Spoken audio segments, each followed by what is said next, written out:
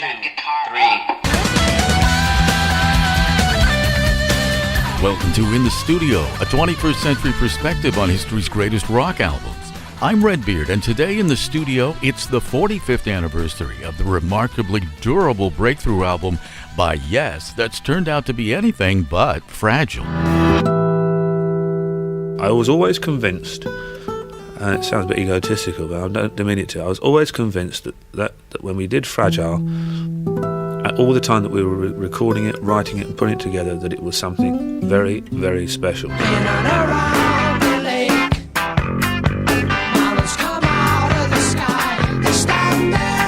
Probably around Fragile was the time that I started to become a little bit more like a director. They used to call me Napoleon.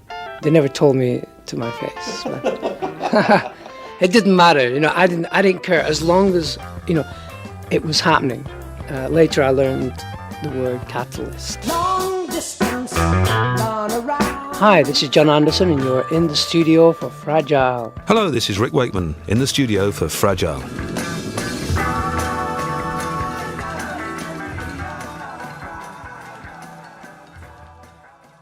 For many people, critics and fans alike, the essence of rock and roll has always been its simplicity, its rebelliousness, its pure, raw, adolescent energy. But as the 1970s began, there were others who believed it was possible to broaden the scope of rock and roll without diluting its power or its energy. They were serious musicians, often classically trained, who saw rock and roll as a means of serious artistic expression, a true art form. The problem, and it still exists today, was that many of these so-called art rock bands believed that serious music and mainstream popularity were basically incompatible, that any band who sold millions of records must have compromised their music to do it. But in 1972, the British band called Yes released an album that sold millions of copies without a hint of artistic compromise. It was filled with bold instrumental experiments, classical arrangements, and unusual rhythms. It was a delicate balance of diverse sounds and styles, and perhaps that's why they called it Fragile. Yes released Fragile January 4, 1972. It was the first Yes album to include keyboard player Rick Wakeman, who was the final ingredient in the delicious mixture that was the classic Yes sound. A perfect addition to John Anderson's vocals, Chris Squire's bass, Bill Bruford's drums, and the unique guitar stylings of Steve Howe. With his musical resume prior to joining Yes, here's keyboard player Rick Wakeman in the studio. I was very lucky. I came from a very musical family, and my father encouraged me tremendously. And I started piano lessons when I was 5, and I had a private tutor until I was 18, and I went to the Royal College of Music. I did 2 years there. I also did clarinet, church organ, orchestration, and modern music while I was there. And I left a year before completing my course to get my degree. And it was a gamble when you look back on it, but it was one that I had to take. I'd started doing sessions and playing for different people, and I was interested in the new electronics of instruments that were coming out, although there was only things like the Mini Moog and the Mellotron available, really, that was all. But I was desperate to try and improve the relationship of the keyboard within a band, because it was always before the organ that rarely got heard anyway, and I just really thought there was a tremendous future for it, and I was interested in it, and I sort of poked my nose in a bit, and I realised that there was a gap. But the problem I also realised was that if I finished my course for another year, I wouldn't be able to put a full-time thing into what I wanted to do, which was help develop keyboards and bring them to part of the music. But if I didn't, somebody else would. I was very well aware that the course of musical history was not going to be changed by me, but I could be part of it if I wanted to be. So I went to see my father, and I said, I'm quitting college. And my mother just freaked my mum out. But I did it, and it was tough. My father, he said, okay. He said, well, if you're going to do that, he said, it's not all going to be a bed of roses. You realise that it's tough, because, it doesn't all happen overnight, and it might not happen, and the percentages are bad for you. And I said, that's true. I played in pally bands, jazz bands, pubs, anywhere where I could earn a couple of quid. I played in pubs for £3 a night, anywhere where I could get just, enough money to keep going. Because a lot of the sessions and the things that you did, you really didn't get paid for. Good sessions, the rate then was £9 for a good session. You see, you couldn't live on it unless you were a real session musician and did loads and loads a day. which is in fact what I ended up doing. I got onto Fixer's list and just played. I did about nearly 3,000 sessions in the space of 4 years. Remarkably fresh, vibrant, and well recorded, the 8-minute song Roundabout became an unconventional hit for Yes off of the fourth album, Fragile. Lead singer John Anderson decodes the lyrics for Roundabout. Roundabout was actually formulated in Scotland. We were travelling from Aberdeen through to Glasgow, and we'd started the song by the time we were in Aberdeen. Me and Steve were singing it in the back of the van on the way down. And one of the things that you'll drive through is a very winding, small road that goes through this incredible valley, and the mountains are sheer from both sides of the road. You just climb up to the sky. And because it was a cloudy day, we couldn't see the top of the mountains. We could only see the clouds because it went sheer straight up. And we were just driving down this incredible valley.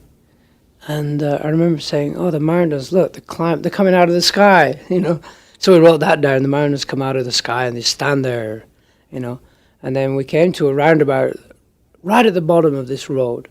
And within 24 hours, we would be back in London. We'd been on tour then for about a month. So it was sort of 24 hours before I'll be home with my loved one, Jennifer. So the idea was 24 before my love, I'll be there with you in and around the lake. Just before you get to Glasgow, there's a lake, a very famous one, the Loch Ness. So we were driving in and around the lake, mountains come out of the sky, they stand there. What we always tried to make sure we wanted was a lot of harmony. Me, Steve and Chris singing together had a certain texture, and we worked on that all the way through that period of time. And the strong melody, sometimes very, very simple. The end of Roundabout, we sing da da da da da da da da da da da da. Very simple melody, repeated 8 times. Over that, there's another melody. Ba ba ba ba ba ba. 3 blind mice, 3 blind mice. So, but the way it was put and where it was positioned, it sounds really like, wow, that's really interesting. But I knew it was 3 blind mice, and when we did it, I didn't mind. I just knew that where we put it made it sound totally different, you know? After the release of the Yes album in 1971, Yes toured America for the first time, opening for Jethro Tull. It was on that tour that the band realized there was a significant audience that was receptive to their brand of complex, densely orchestrated music. John Anderson of Yes. We did an American tour. That really energized us incredibly. We really wanted to get back in the studio and make another album quickly, because we knew that we were on a sort of a roll on many levels. And then all of a sudden there was this definite feeling of, well, we've got Steve and he's very multi-talented. Maybe we should look for a more multi-talented keyboard player. And that's when Rick Wakeman joined the group, who was the sort of darling of the university colleges. He was the man to go and see because he was very talented, very individual in his style. And we actually did a concert with the group he was playing with. The group was called the Strobes. And we did a concert, and I watched him, and I saw a really great talent playing away, very young, and he joined the group. So, again, we were really injected with that energy again, and that came out in Fragile. Rick Wakeman was a well-known session keyboard player before he joined the Strobes, working with David Bowie. That's Wakeman on Mellotron on Space Oddity. Wakeman recalls what his life was like in 1971 when he was invited to join the band Yes. I had a small house, struggling to pay the mortgage, all the usual things, and I decided that I was going to leave and go back to sessions, because at least doing the sessions I could make a living. I didn't want to, but that was the situation. And I got a phone call from Chris Squire, which was about June or July of 1971. They just returned from an American tour, their very first tour. They were going to have a few changes, and they decided that they wanted to have a whole new direction in their music. You know, they were after the sort of a continuing of direction in the orchestral rock vein. And to cut a very long story short, we ended up having a rehearsal together, and we ended up writing in the first week Heart of the Sunrise and Roundabout, which just completely freaked me out. I mean, I came back really excited because I felt that here was something that if this didn't capture people's imaginations, then it really was back to sessions. Yes, lead singer lyricist John Anderson tells us the backstory on the song Long Distance Runaround. To me, Long Distance Runaround was, when I think about it, it was how religion had seemed to confuse me totally. It was such a game that seemed to be played, and I was going around in circles looking for the sound of reality, the sound of God. That was my interpretation of that song, that I was always confused. I could never understand the things that religion stood for. And that, over the years, has always popped its head up in the songs that I've been working with. Just that inbuilt confusion since I was a child. Fear of the Lord. You have to fear death and What do you want to give a child such a dark way of looking at life for? Former London Boys Choir singer-bass player Chris Squire, nicknamed The Fish by his mates, harmonizes with Yes lead singer John Anderson on the Fragile medley, Long Distance Runaround and The Fish. Next, Yes lead singer John Anderson and their new keyboard player at the time, Rick Wakeman, discussed the high standards that resulted in Fragile being so durable. Follow In the Studio on Facebook and hear what you missed at inthestudio.net. I'm Redbeard in the studio with John Anderson and Rick Wakeman for the 45th anniversary of Fragile by Yes. Hi, this is John Anderson and you're in the studio for Fragile. Hello, this is Rick Wakeman in the studio for Fragile with Redbeard. Thank you, guys. It's the 45th anniversary of the Yes Breakthrough album, their fourth. The once and future keyboard player Tony Kaye had left Yes after their first U.S. tour, but the rest of the band wasted no time in filling the key man position with Rick Wakeman. Here's Yes lead singer John Anderson in the studio. Within the space of 2 weeks after getting back off tour, we were in the studio because we realized that, hey, there was a lot of people out there. There's a lot of people getting to be excited about what we're doing. So we're more excited about what we're doing now than we ever were. So let's get on with it. And that's what we did. I think it took, Fragile took 4 or 5 weeks to record. And as I mentioned, Rick coming into the group made us work faster and harder than we'd ever done before. We were working, 16-hour days without stopping, really, maybe one day off every couple of weeks. It was an inspired time, totally inspired by the music. The music we were working on was so new and so fresh to us that it was pretty easy to get out. Probably around Fragile was the time that I started to become a little bit more like a director. They used to call me Napoleon.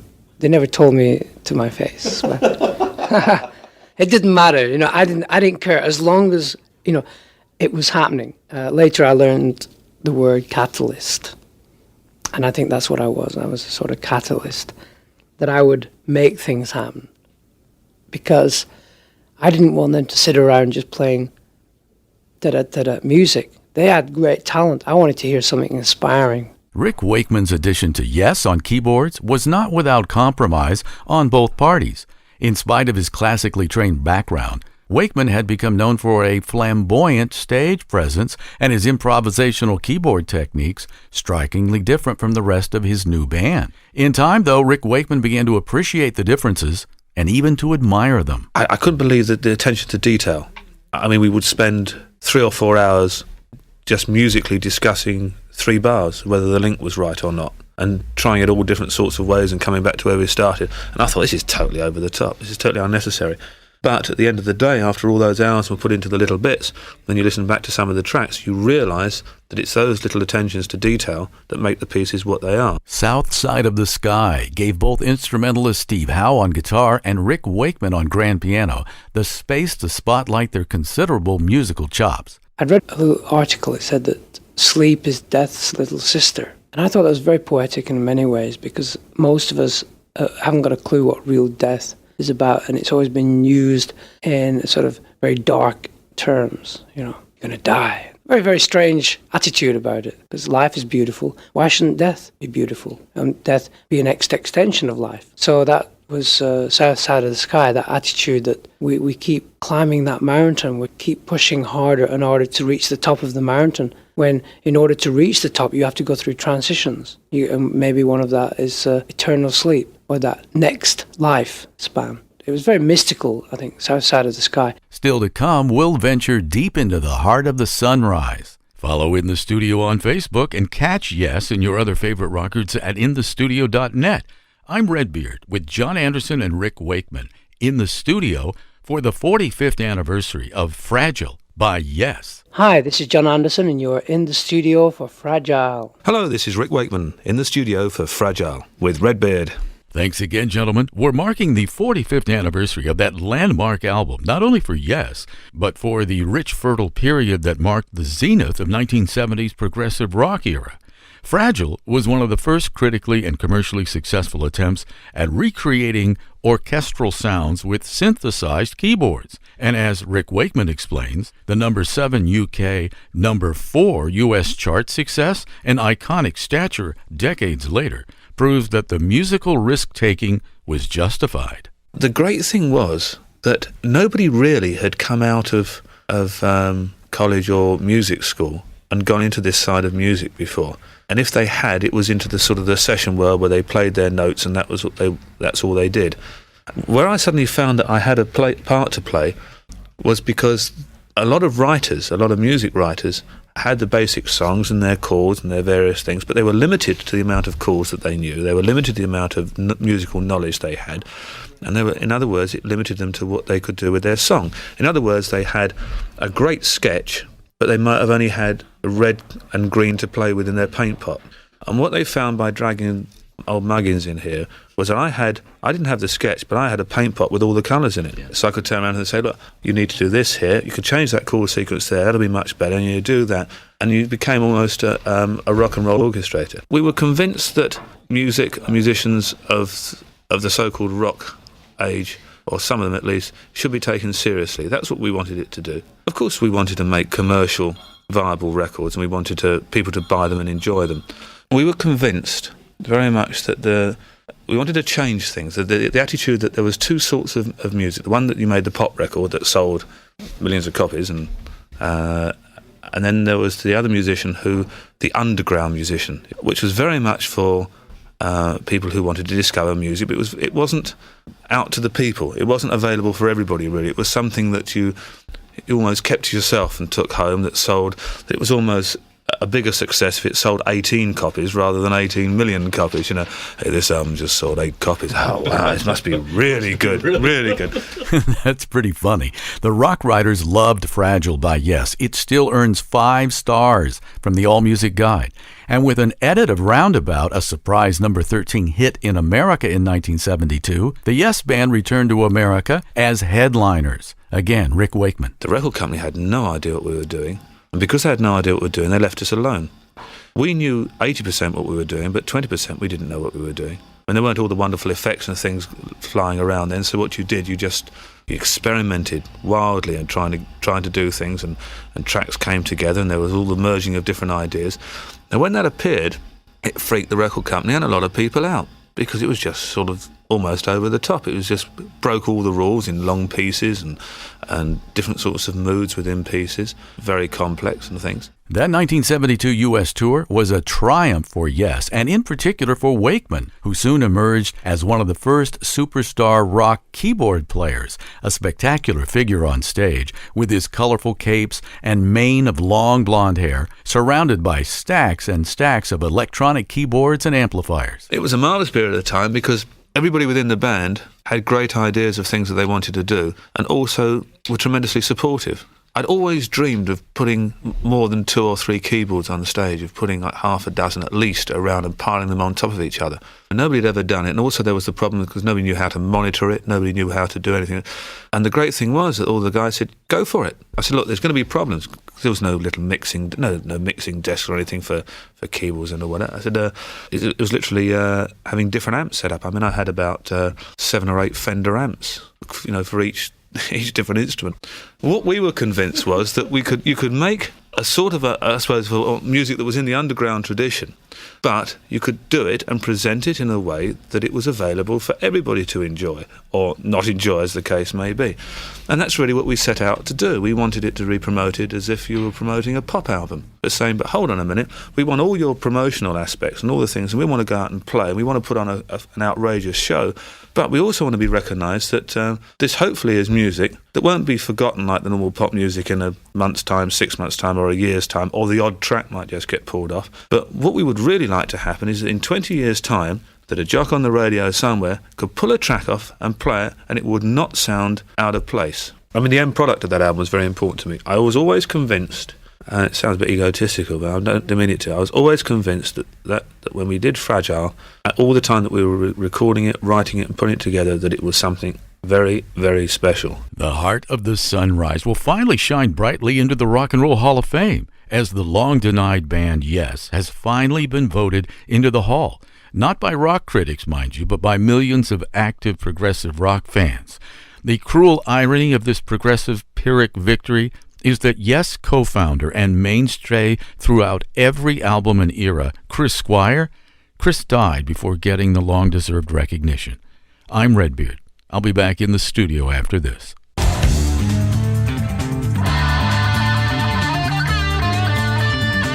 This is Redbeard in the studio, thanking my guests John Anderson and Rick Wakeman. In the Studio is written and produced by yours truly, Redbeard, for Bearded Fish Productions, copyright 2017, all rights reserved. Transcription by Jane Carpenter Brunet, theme song by Andy Timmons. Follow In the Studio on Facebook, at Redbeard Rocks on Twitter, and online at inthestudio.net.